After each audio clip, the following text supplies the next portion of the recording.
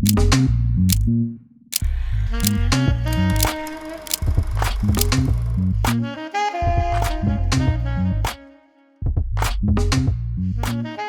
up, y'all? Welcome to another episode of Point Forward Podcast with myself, Andre Iguodala, my main man, Evan Turner. Yo. Got a special guest today. I always say special guest, but this guy, we go way back.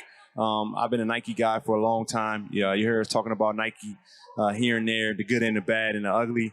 But this guy is really special from where he's come from and what he's done for basketball culture in general. Y'all welcome a good friend of mine. What's his name? Mr. Nico Harrison. It's a guy that no one knows about, but they will soon. He is currently the GM of the Dallas Mavericks. But you've had so much of an imprint on Nike, and I don't know if we've ever seen this type of transition. And what you've done this year with the Dallas Mavericks has been amazing. So let's go back to the beginning, where you come from and, how your basketball career started. Yeah, first I'm from Portland, Oregon, and so Portland's represented in the NBA a lot lately. For sure. Yes, big money. We pride ourselves. We're small, but we pride ourselves in being impactful, especially around basketball. It's like basketball culture is everything in Portland. Mm-hmm. I went to Montana State, and we talked about earlier. You don't go to Montana State to go to the NBA, Right? So I used basketball as a vehicle to get to where I wanted to. So I was pre-med in college. That's what I thought I was going to do, is study medicine. But I did love basketball, and I had a chance to play overseas. Mm-hmm. So I played 6 years overseas. And when I came back overseas, I decided I didn't want to spend my 30s studying medicine. Yeah. So dumb luck. And I'm from Portland, so I obviously grew up right behind the shadows of Nike, but I didn't really know that was a job. Yep. Right.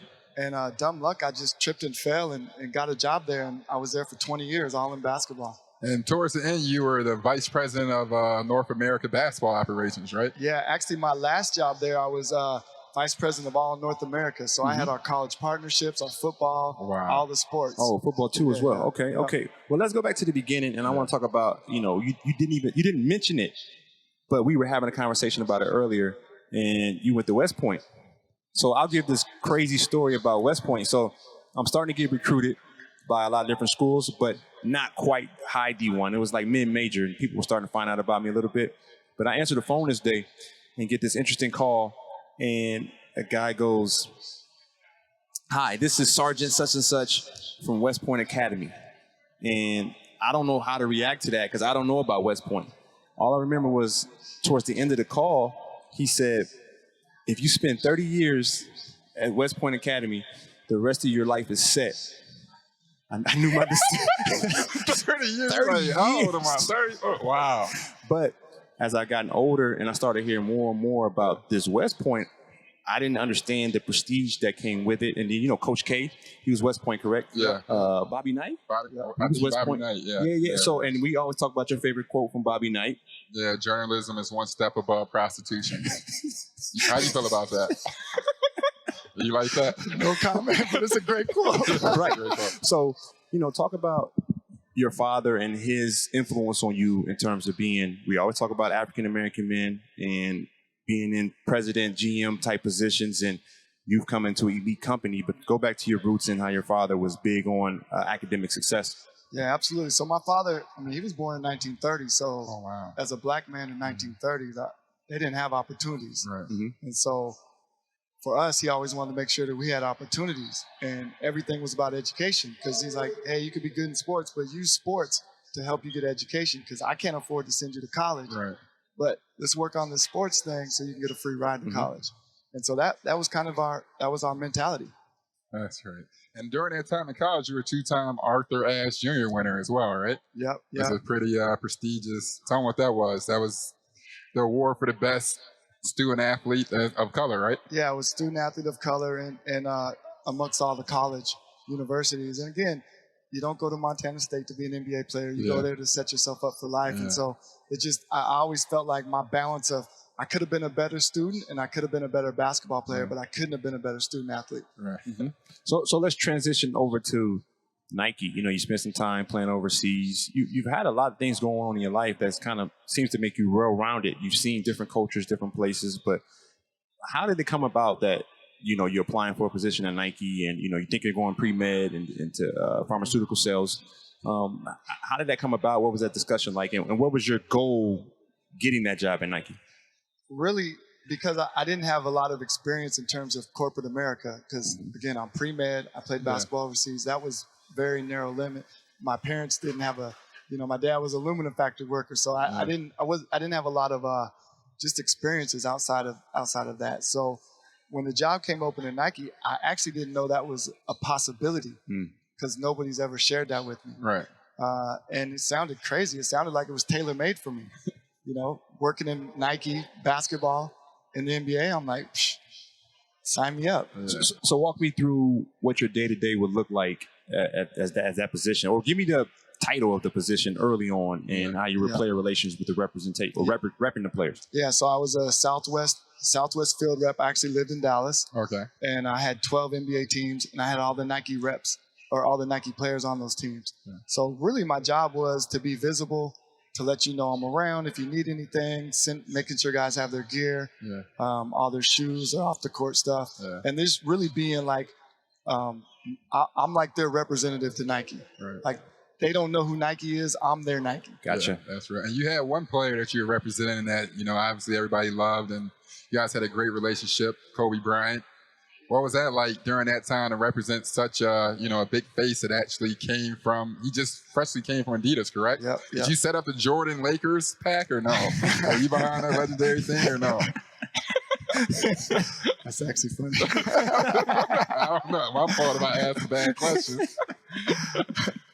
No, Mike Torres was the brains behind that. Okay. You know Mike. Mm-hmm. And what was that like, obviously working with, one of the best players ever and one of the best players in the game? You were kind of behind, the marketing liaison on that, right? Yeah. How did you approach that?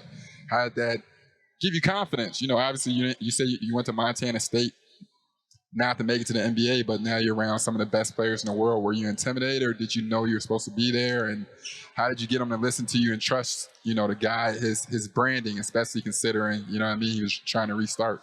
Yeah, no, he actually didn't trust me at first. He didn't trust anybody. Yes. Right. But at the time, he was going through a lot, off the court. Mm-hmm. And the way I got him to trust me, I don't think I got him, but the way he started trusting me was really my approach to everything I did. Right. It was the same approach he had to basketball. And so if I said I was going to do something, I did it. Across the T's, I dotted the I's. I was maniacal about my part in his business. Yeah. And so when he saw that, then he was like, all right, I can rock with this guy. That's right. Kind of give us your take on how you approached other companies and negotiation with the players that you had. And we always talk about Nike was the ones that played the least, but how did you all have this mold or have this concept that if you come over to Nike, you were going to be bigger, regardless of how much you were being paid? Like, how has Nike been able to, create that narrative and execute on that narrative as well? Yeah, well, first, Nike's the best. Mm-hmm. I don't work there anymore, but it clearly is the best. I mean, the other companies know that. Yeah. Not that they can't carve their own niche out and be good too, but Nike is the best.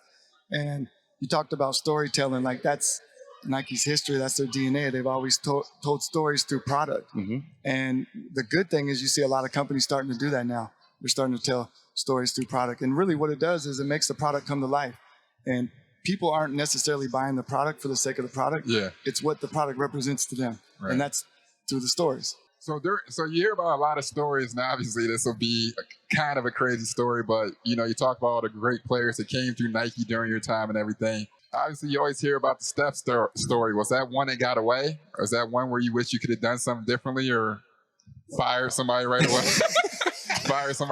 But no, we ain't mean this. Well, listen, so there's an article out, and the article says I mispronounced his name. Yeah. I didn't know it was you. I thought it was somebody else. No, it wasn't me. I knew it wasn't you. No, it absolutely wasn't me. But they didn't know the other person. They knew me. So they said I mispronounced his name because it's sexy. Right. Journalism. But I'm like, first of all, I've known this guy forever, like since he was in high school. I used to rep his dad. How am I going to mispronounce? I might have called him Seth, but I wouldn't. Yeah, of course. I wasn't going to mispronounce his name. So, Nike made a mistake. But in all honesty, if he would have stayed with Nike, his business would be a monster right now. Mm-hmm. I believe it. A monster. And so to transition to where you are right now, which is, when you took that job, I text you right away, and I was like, I don't really send heartfelt messages. I won a couple championships, and it doesn't really mean that. It means a lot in terms of basketball accomplishments, but in terms of like stuff that I feel is like when my brothers do really well. Yeah. So I had to text you, and I know we talked to Willie Green when he got the job. Yeah. How many texts did you get about giving people jobs when you got hired as the official title was the president of operations and the GM of the Dallas Mavericks? Yeah. Let's just get that one out the way. How many texts and phone calls did you get when you got the job? Well, when I got the job, that night I had over 1,500 text messages. Wow. 1,500? I had 400 and thought I had a lot after we won the finals. So our mutual friend, Nick was like, you should hit Nico up and congratulate him. I'm like, bro, everybody's congratulating him. I don't want to hit him up and have him think I want a job. For the record, I answered everybody back. Yeah, and some of those 1,500, I didn't even know who they were. I didn't know the number. And it's tough to get in a back and forth. So I just said, thank you, appreciate it. Yeah. Well, after working 19 years in Nike, what was the difference when you walked in step one? And also, too, I think something that's pretty crazy, they hired a coach before they hired a GM. So when you saw Jason Kidd, I know you have a long history with him, and also you have one of the best players in the game right now, like Luka, and you have familiarity with the Dallas territory. Were those deciding factors? Yeah, definitely. The funny thing is, I didn't know that Mark was going to hire Jay Kidd. Oh, wow. But when we talked, he said, well, who would you hire? And I was like, Jay Kidd. Oh. Because Jay Kidd and I are really close. And I, was with his journey all the way to the Lakers, and he's learned so much. And, and I was like, it's a no-brainer, Jay Kidd. And so Mark and I were aligned without me really realizing that he was already down this path. Right. So what was that interview process like? I guess I hadn't got to that point, and I really wanted to ask this. How did you know you wanted to leave something like Nike and take the job, which is not as stable, not as secure as the NBA GM? And after Carlisle, too, right? Correct, yeah, correct. That was kind of... It wasn't much of an interview process. It was a conversation. Yeah. And Mark and I had a conversation, and he was telling me his process. And so I'm like, all right. And I was telling him who I am, what I'm about. And then 4 hours later, it's like, hey, he wants to sign you. Oh, that fast. Wow. I'm like, well, what about the process? So he's like, all right, well, talk it over with my family, and I'll, tell them what it would take for me to leave Nike. Mm-hmm. Mm-hmm. So a check, not the Nike, but a check, and the bigger check. Equity, right? Dre's been on equity so crazy recently.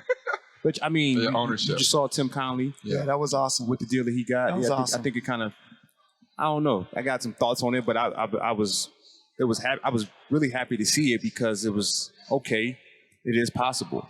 And then next is who's going to be the first African-American to have the opportunity. Because we talk about Pat Riley all the time, and I guess it takes me to my next question. What are some values or principles that you have learned over the years, whether you've been overseas in pre-med or at Nike, and relationships that you want to bring to the cultures, with the young Dallas Mavericks team? Yeah, I think, well, before I answer that, I want to say, like, for me to leave Nike, it was a family decision. Mm-hmm. Like, my two girls, 14 and 12, and then my wife, like, we literally went down the line. Are you sure? Are you sure? Are you sure? Yeah. And so if they didn't, I never would have left. But I think the city, the owner, the coach, the fans, and then my family, it made it easier. Yeah. Gotcha. You had a big first year, on the court. You guys went to the Western Conference Finals versus, the honorable Golden State Warriors, obviously. And also, too, you've been in the middle of a pretty, your first ever, free agency in the NBA. So, talk about that. How did you think the first year went, top to bottom? And also, too, how you feel about free agency and all the, or you can only tell us so much. Right. Nah, the first year went, if you would have told me we'd have done what we did, sign me up. Yeah. Especially in December, I think we were 16 and 18 at one point. Yeah. So to turn around. But, all the credit goes to Jay Kidd and the staff, and then the players, obviously, for executing. Mm-hmm. And I think, you get a new coach, a new GM, trying to create our own culture, but with a group of guys who've already kind of been there. So it takes a little time to get everybody on the same page. But, we finally did. And then so now it's like, okay, how can we keep our core together? but add some pieces. You know, you don't want to add too many pieces to where now you're starting over again. Mm-hmm. And so how can we build upon what we did last year? So how do you feel when you go into that situation? Because now it's familiar territory. It's not like you leaving, you know, playing pro ball and going into Nike. Now you're leaving pro ball and making basketball decisions, something that you've done your whole life. Are you more comfortable? Or are you like, yo, this is dope. This is pretty. Did you ever foresee yourself doing that when you started at Nike back in the day? Yeah, I mean, there weren't a lot of us doing this. Right. So right. Again, it's one of those things where you can't really see something if you don't see somebody doing it who looks like you. So I never thought I could do that. I never thought it was a possibility. So what did you learn? Because I see there is a big difference. I don't know if it's a big difference, but there is a difference between, you know, being a rep at Nike and kind of making sure guys are in a good position, make sure you're securing them with the brand, that they don't go somewhere else for a bigger deal. We've been seeing that happen, especially with a lot of the Chinese brands coming over and throwing out big bags from here to there. But now you're in the leadership role at a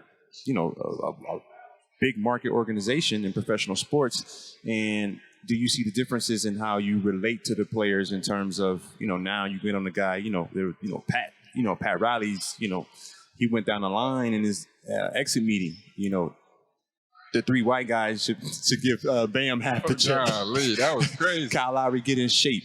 This guy do that, so what are some things that you had to adjust to in terms of being in a leadership role, with the team? Honestly, my last job at Nike, I had 150 people that reported to me. So being in a leadership role was always something that I've done. Mm-hmm. I think really for me, it's like being myself, being authentic, telling people the truth all the time, but earning the trust to tell people the truth. Mm-hmm. And I think players will respect you as long as you do that. And I'm around all the time. So it's not like, I'm not visible and I just come around to, I'm there all the time.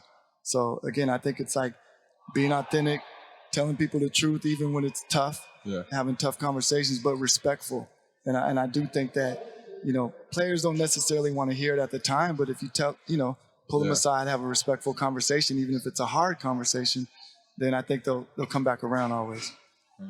And about, in terms of seeing talent, I think the first it's a two-part question. The first part is, we've had a lot of conversations about, you saw Kobe Bryant up and close damn near every day. Like, you spend a lot of time with him and you saw the detail he put into everything that he did that pertained to basketball. I mean, even outside of basketball, he was like laser focused. And, I know the stories of him dribbling on the wall for 30 minutes, dribbling on the wall with left hand, right hand. Then I think it was you, or maybe it was Stelly told me about, Nike's on, Kobe's on campus, up in Oregon.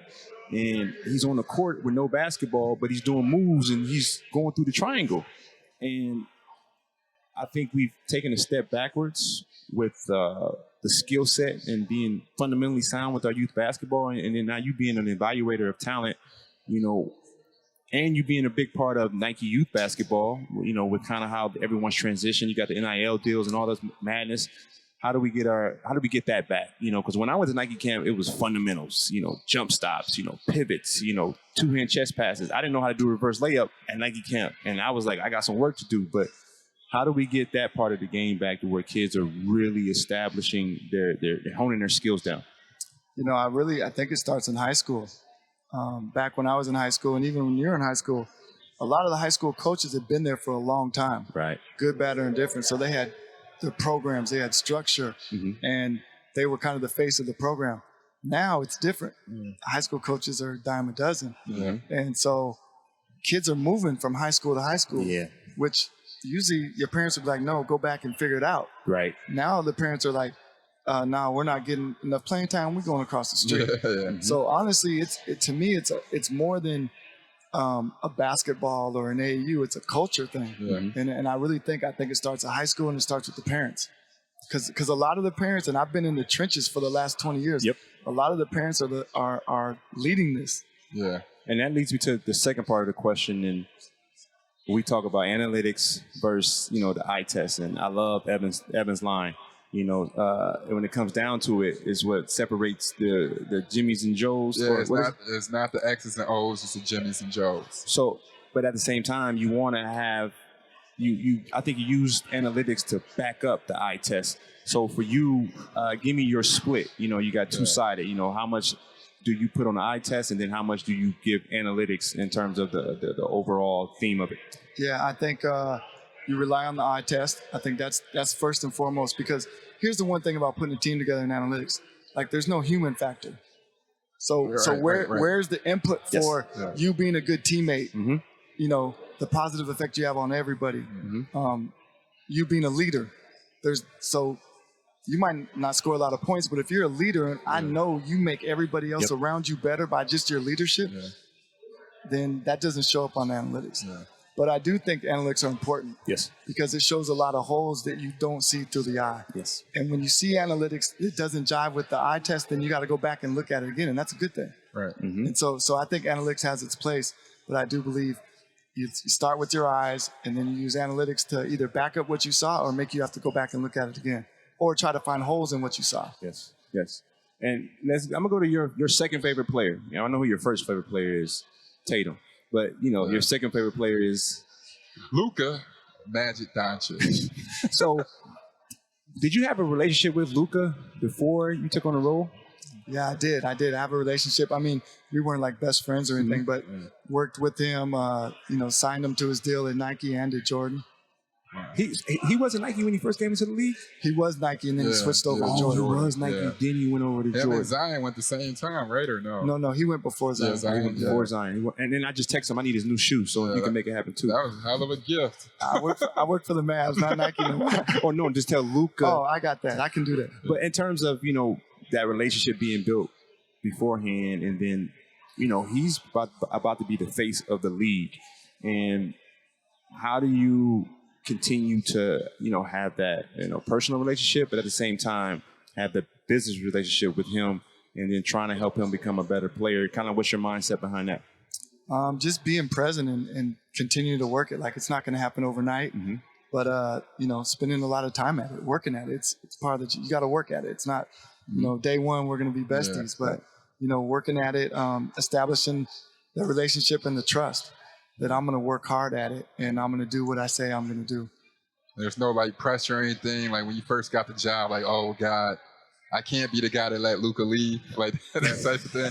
You know what? I'm an optimistic person, so he's under contract, so for a lot, a few more years. So I don't even think like that. Yeah. Would you take KD? That's what I want to know. Good question. Great question. Would you, for Luka Doncic? No, you can have both of them. How? You gonna give up the whole 4 through 10? Is 11? KD that good? I guess that's the question. KD, of course, is that good. Okay, then. So you got to answer the question. Y'all trying to give me a 5? Oh, he can't talk about it. Oh, you can't. My bad. No, you rich, man. You worked at Nike for 19 years, man. Nike stock is low right now, bro. No, it's not low. It is low right now. It's still above 100, right? It is. But it's been split 4 times since you've been there, 5 times. I've been on it. When I retired, it was 165. Yeah, but it's split 4 times. No, I know. I'm watching it. I know. I'm on Trust me, I used to have a lot of stock options. Yeah, because it was almost like Eddie Q was a good friend of mine, and I asked him who was his financial advisor. And he said, when you got stock like Apple, you don't need a financial advisor. I feel the same sentiments for Nike. And I just sent the group chat this stock news, tech news I read every day. And a part of it was, in a recession, what companies do you invest in?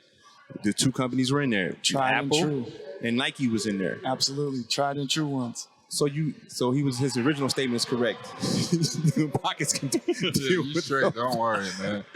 Nico's a modest man, but you can sense the swagger off him. All right, let's just throw some quick fires at him. All right, what was on what occasion do you lie? If it protects the person I'm talking to. Because I had a GM lie to me this morning. Ooh, and I thought I knew him. I'm coming for him, though. Yeah. Oh, that's tough. Damn, okay. We'll talk about that later. All right, so. Well, that's like a flat out lie. I don't do that, but I'll do a soft little. Soften the blow? Yeah, if it protects the person I'm talking to. You knew I was lying. That type thing. When you was, can you do this? Can you give us his top 5 right now in the game? Can you give us your top 5 what? Players? Can you? I can give you one, Luka. All right, cool. All right, bet. Christian Wood, what do you see him bringing to the team? And that was a pretty big trade. That was a hell of a trade. And then it was looked at as a brilliant trade because I think he's really good, but it's always you see a guy with that much talent and you ask yourself what's missing. So, how you see him being implemented to the team and what do you look forward to with him? Yeah, I'm excited about Christian Wood. I think he gives us offense at a position that we didn't typically have offense out of. He's a guy where if you switch, he's going to punish you. Yeah, for sure. And that's a big deal when you have Luka. Yeah. So his talent is undeniable. Everybody knows that. I think you bring him into a winning culture, and you're going to find out that he's a winner too. Yeah. You also signed back JaVale McGee as well, right? I like JaVale. That's big. That's a big time signing as well. That's major. It gives us rim protection, rebound leadership. He's won 2 championships. Yeah. Which is an understatement. People forget JaVale over his past 6 or 7 years of his career winning. Yes. How much he's matured. Yes. How much he's accepted his role. Yes. Like that. That's a big time. That was major. I mean, that's everything. So okay. So here's my question for you. We're in an age where everybody's trying to get paid, and it feels like winning isn't as valuable in terms of how do I get paid. So how do you get the intangible players to buy into if you do your job and help us win? Is it really beneficial for the player? I mean, I obviously think so because that's what I did. But I believe in it. Like the goal is you come buy in, you're going to get paid. That's the goal. So I think when you win, your stats aren't as important. Right. When you lose, then your stats have to be amazing. But when you win, you just normal stats, you're going to get paid. So I think it's important. I think people still believe in winning, and I think it's everything. So for yourself, obviously you've been modest this whole time, but you're well accomplished. For yourself, do you have any personal goals, or do you have yourself a time limit of being like in the next decade, I'm gonna try to get a championship for Dallas, or are you going to battle with Brad Stevens for co-exec of the year? Like, you know what I mean? Like, is there anything where you go up there and you're like, all right, I've killed it at this level. Let me see how I can attack and conquer it in a fun way, not in a selfish way, but in a fun way. You know what I mean? Goals are important. Yeah, honestly, for me, it's not really about individual goals because, like, I turned 50 this year. Oh, wow. So time. It's like, how can I find my peace? Black don't crack. You look like you... 37. Check your phone for my girl number or something. Like, boy, what you? You was with Nico? You was with Nico? Yeah, my fault.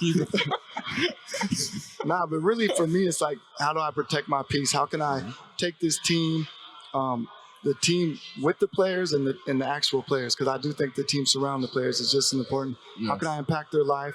How can I be a leader that they can look up to, and I can make their day when they come to the office better.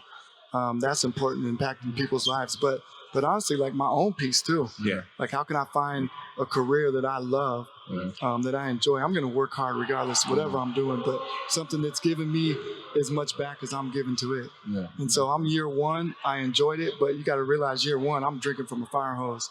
Right. So hopefully year two, it's like the second time around, I might be able to look around and enjoy it a little more. Yeah. So I really don't know, but for me, it's like protecting my peace and trying to give to the people as much as possible. One last thing that you all do, I think Mark does a great job. You see certain organizations when they come back, they don't show the former players as much love as they should, but I always appreciate when I went to a couple of Mavericks games this year, you see Sean Marion walking around. Yeah. Obviously, you see Dirk in there sometimes. What they did for Barea. Barea, Devin Harris, like everything like that. Like, as a former player, obviously, and, a pro player and as an exec, is that a big thing in regards to culture? You're saying put the people around and everything, and I think, like, Dallas does the best job of setting guys up for post-career. Is that something that also you want to keep up as well? Yeah, absolutely. And that's all led by Mark. Like, I can't take any credit for that. That's 1,000% led by Mark. Shout out Mark. Yeah, that's important. And, players need that. Like, they like coming back and feeling like they're wanted Yeah. Well, appreciate the time, man. It's busy for you, I know, right now. Summer League, evaluating young talent, getting the rest of the roster together. But this is big for us. And I just want to let you know personally, like, we look up to you. You're not just some regular dude. I've always seen you, and I've watched you closely since, my younger days in the Olympic Games and being in London. The World Championships, probably one of my favorite times in my basketball life. So just want to give you your flowers, tell you thanks truly from the bottom of our hearts, and we appreciate the time. So with that being said, thank you for tuning in to another episode of Point Forward Podcast. Myself, Andre Iguodala, and Evan Turner. Can't wait to see y'all again.